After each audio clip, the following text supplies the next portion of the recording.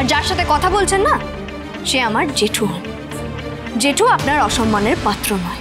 আয় জুলি,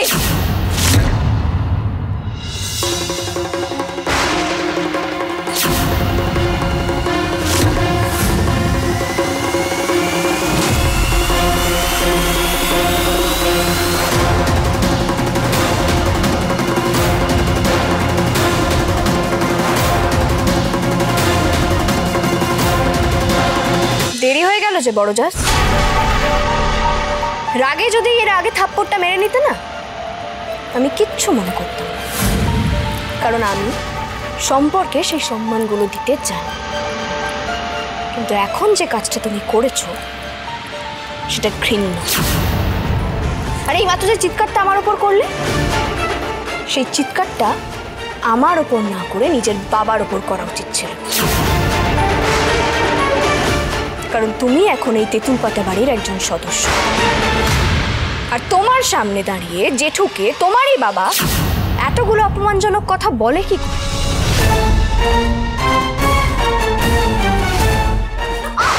শুনেছো শুনেছো ঝিল্লি কি বললো? এবার শুনে তুমি নিজে কিছু শেখার চেষ্টা করো।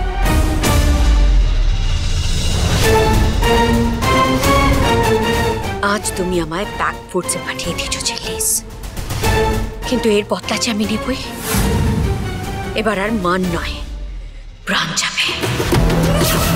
এই হেপিস দ্য বাজে ব্যাপার্স, এর বদলা না ভয়ানক হবে, ভয়ানক।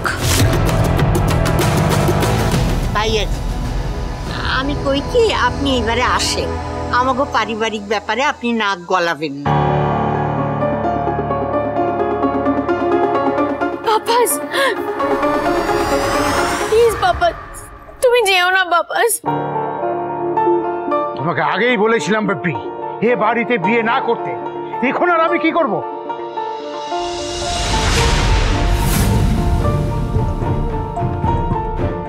এক মিনিট ভাই, আছে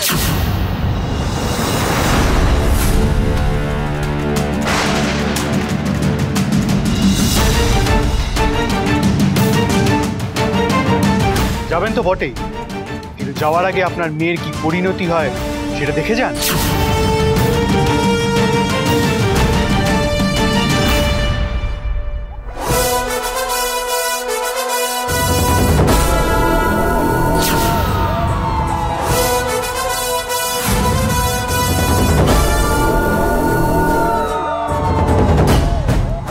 পুলিশ কেন বাবাস?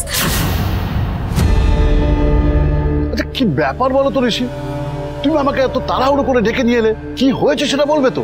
এদিকে তাড়াহুড়োর চোটে আমি বিস্কুটের প্যাকেটটা পর্যন্ত আনতে ভুলে গেছি। ভাইয়াজি সালাম। ওলাদা, হ্যাঁ, এসব মানুষদের সেলাম পরে ঠুকবে, আগে জানুন কি হয়েছে।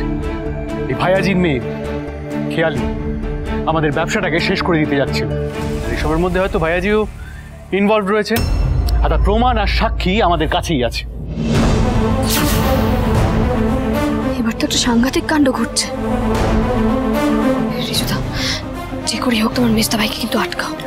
তুই তো জানো ঝিল্লি, মেজদা ভাইকে আটকানো অসম্ভব। ছোটকা, যেটা ওনাকে একটু আটকাও না। এখন এসব নাটক করে লাভ আছে? আচ্ছা ভাইয়াজি, আপনার মেয়ে এসব কি করেছে বলুন তো? এ তো রীতিমতো ক্রাইম। এক্স্যাক্টলি, আমি চাই এই দোষের আইনত বিচার হোক এবং দোষী শাস্তি পাক। ঋষিরাজ সিংহ রায় অন্যায় প্রশ্রয় দেয় না, আর বিশ্বাসঘাতকদের কোনোদিন ছেড়ে কথা বলে না। ঋষি,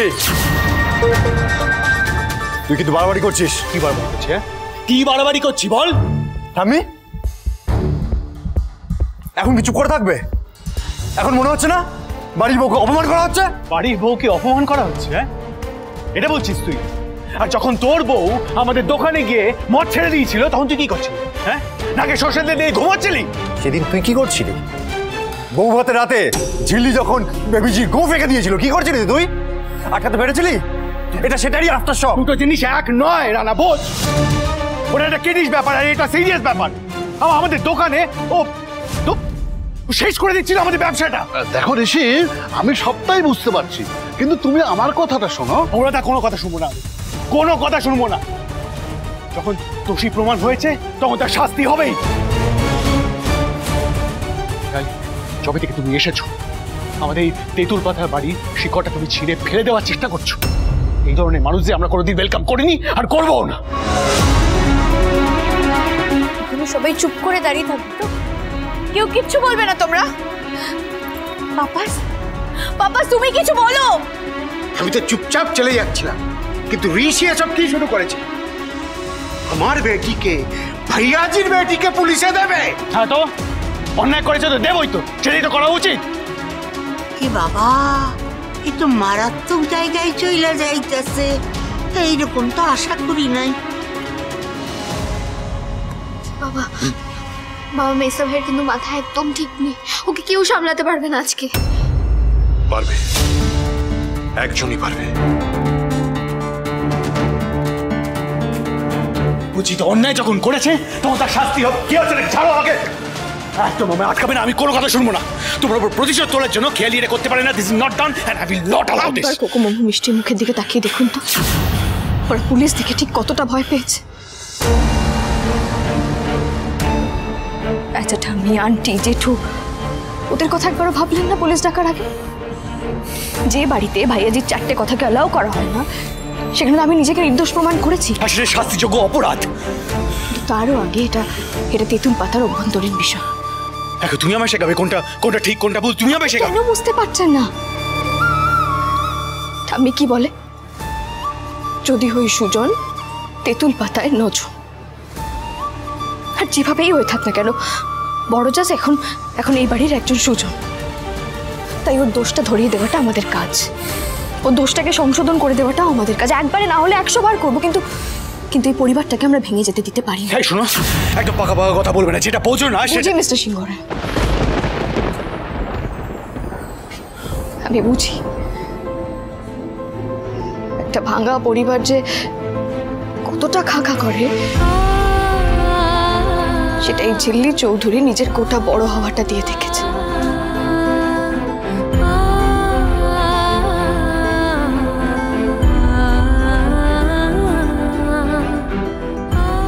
প্রথমে নিজের মাকে হারিয়েছি, তারপর দাদাকে হারিয়ে ফেলেছি,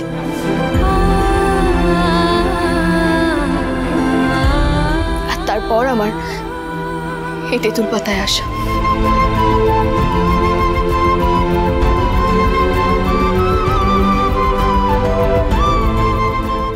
আপনি হয়তো চেয়েছিলেন যে আপনার স্ত্রীর পরিচয়ে এ বাড়িতে অন্য কেউ আসুক। বিশ্বাস করুন, আমি মুখ ফুটে কোনোদিনও সেই জায়গাটা চাইব না।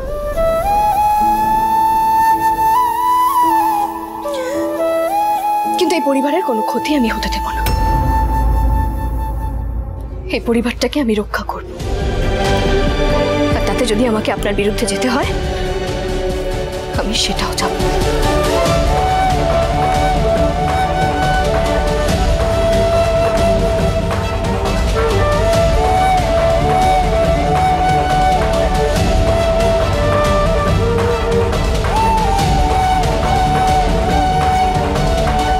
পুলিশ কাকু, তুমি ফিরে যাও, কোনো গ্রেফতার হবে না।